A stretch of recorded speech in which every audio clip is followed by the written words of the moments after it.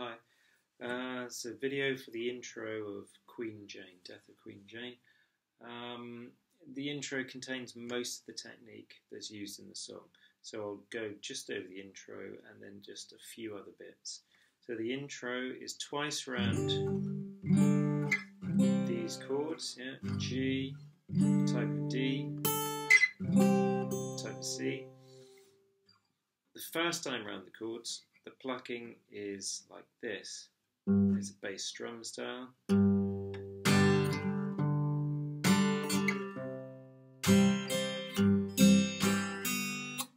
The second time round, here we go.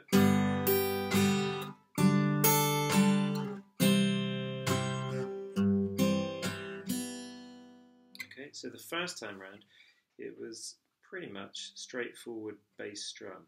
So straightforward bass drum, thumb plucks the bass, and you've got a down up strum. 1 and 2 and 3 and 4 and 1 and 2 and 3 and 4. At that time, when I did it that time, I did it with typical bass drums technique in that I went pluck with the thumb, down strum with the fingers, and an up strum with the thumbnail. Yeah? But it's difficult to see what he's doing in the film because there's a table in the way of his picking hand.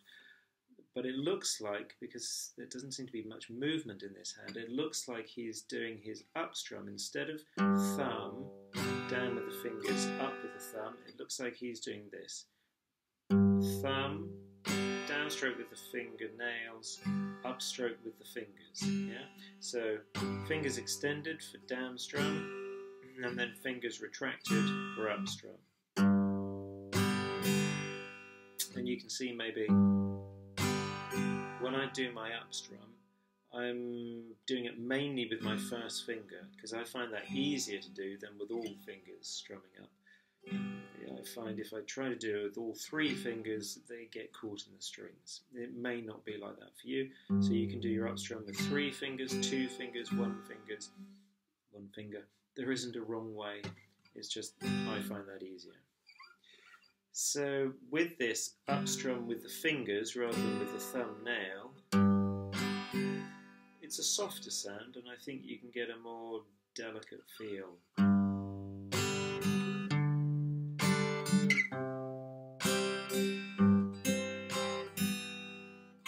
And I do find it easier with the up strum being with the fingers rather than the thumbnail. I do find it easier to then target certain strings, yeah?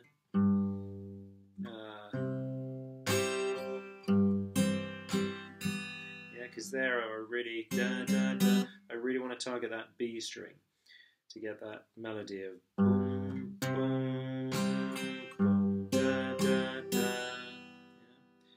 And that is first fret of the B string, as in a normal C chord, and then first finger of the fretting hand comes away and you've got open B string. So that's the first time round. Let me play that again.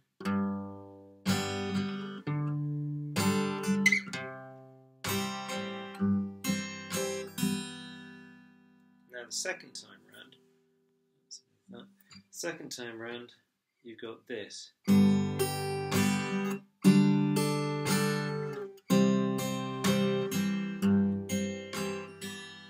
Something very much like that. The main thing here is that the first thing you do is pluck with all digits, pluck with thumb and the 3 fingers, fingers 1, 2 and 3, yeah? So I've got thumb on the root note of the chord, the E string in this case, and the 3 fingers are going to be on the D string, G string and B string, yeah? So that's what I'm plucking. Sometimes if you want, you can put a roll in, so instead of them all happening at the same time, that sort of roll, yeah, where they're all consecutive, one after the other. And I'm doing that by this rotation, yeah, of the wrists, of the forearm in this plane. I'm not trying to move my fingers quickly, I'm putting them on the strings, plucking with the thumb, and then turning my forearm, yeah, this way, away way out, and the fingers being on the strings, I get that ripple effect. So anyway, second time round, the main thing is that you've got this pluck with all the digits, and then a single pluck. Yeah. So that single pluck is on the top E string, and I'm doing it with my second finger. It doesn't matter which finger you do it with, yeah, whichever one you feel more comfortable with. So I've got pluck with all the digits, then pluck top E string, yeah, 1 and 2. Then you got a down strum, 1 and 2. Now sometimes you don't even hear an up strum after that, and sometimes there is a faint one, yeah. So I would say make the movement of an up strum, because that'll keep you in time, and even put in an up strum if you want, because that'll also keep you in time. But make it a faint one, yeah, if you want to play exactly how he's doing it. Because the main thing you hear is a 1 and 2, 1 and 2, 1 and 2. Yeah, you hear that. With a teeny little up strum sometimes, yeah. So 1 and 2, and if you want to put in the and, yeah, just a little up strum, yeah, just targeting a few strings of the chord, you know, not the whole thing, just a few strings. So 1 and 2, 3 and 4, and 1 and 2 and 3 and 4 and. Now there, that very last bit, so I had 1 and 2 and 3. After I've gone to this alternating bass, yeah, the alternate bass note on the C, so third finger on the low E string, I'm going to do this. 1 and 2 and 3 and 4 and that and 4 and 1 and 2 and 3 and 4 and. I'm doing it all with the fingers. 1, 2 and 3 and 4 and. So it's either I'm plucking up or strumming down. So I'm just saying I'm doing it all with the fingers rather than involving the thumb. Yeah. So I got.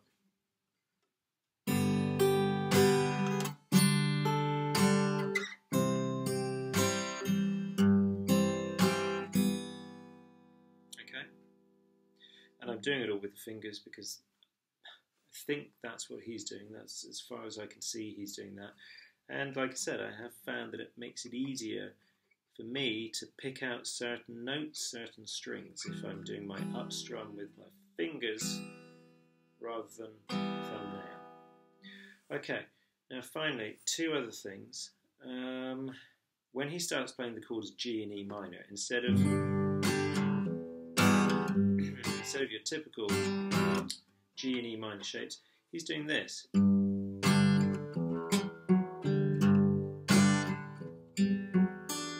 Yeah, so his G shape is thumb over the top, getting the 3rd fret of the low E string, and the only other thing fretted, 3rd fret of the B string with the 1st finger. So I think the top E string is muted. I don't hear it. And the A string also muted. So the thumb is fretting the E string and also touching the A string, so that's muted. So the first thing you go 1 and 2 and 3. Then he goes to this E. So the thumb comes off. You got an open E string, open low E string. First finger stays where it is on the 3rd fret of the B string. The second finger goes to the 4th fret of the D string, giving you an F sharp, which is the 2nd or 9th note. So that makes it an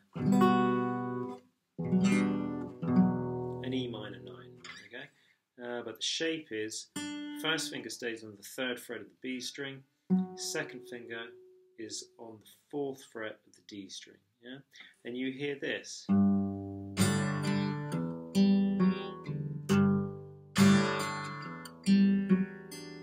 or less.